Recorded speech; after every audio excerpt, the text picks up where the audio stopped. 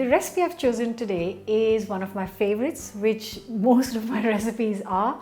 It's my go-to recipe for the best chicken curry you can make at home. It's healthy, simple, delicious, easy to make. So if you ask me for my comfort food, I would say chicken curry and rice. So let's get cooking.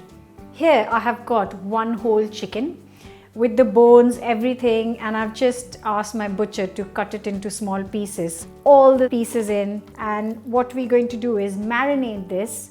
Now sometimes I marinate it overnight, but sometimes I've just decided last minute I'm going to make a chicken curry, so I can only marinate it for 20 minutes, which is what I'm doing today. So to this we're going to add 150 grams of natural yogurt.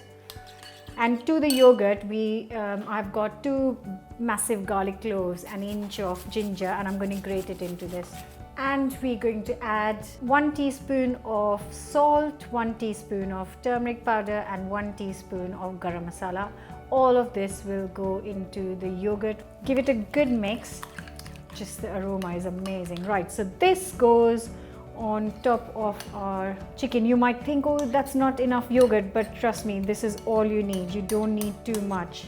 And with your hands, just coat it all up. And I'm going to leave it aside for 20 minutes or how much time we need to make our masala.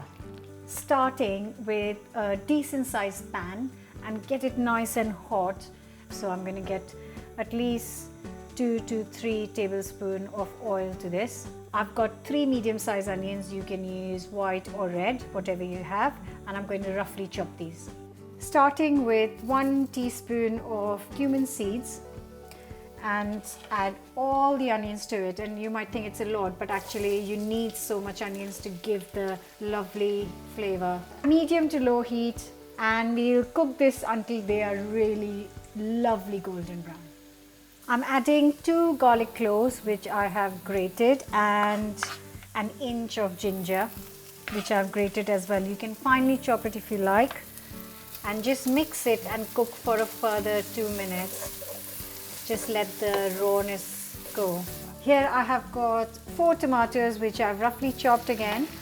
Sometimes I'll just throw in 400 grams tin of chopped tomatoes, which is quite handy to have as well. And just to get a bit more strength and color, I'm going to add 2 tablespoons of tomato puree. I'm going to cover and cook this on low heat for roughly 15 to 20 minutes. 15 minutes in, and look at that. The tomatoes have cooked in beautifully and it's looking really nice and caramelized and lovely. And it's time to add the spices.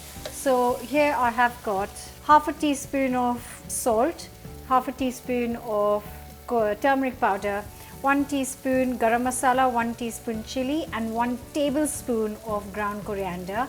And all of this will go in. Good mix, and we'll cook this for at least 4 to 5 minutes on a medium heat so that all the spices have cooked through before we add the chicken.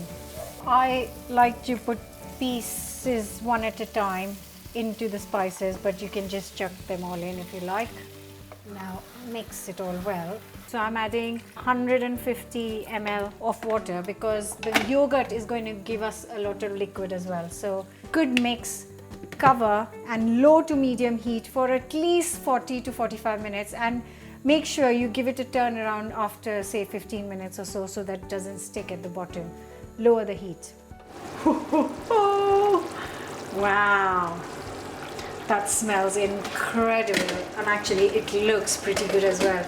You can see that there's a tiny bit of oil on top. That means that it's cooked really well. Oh, that chicken is properly cooked.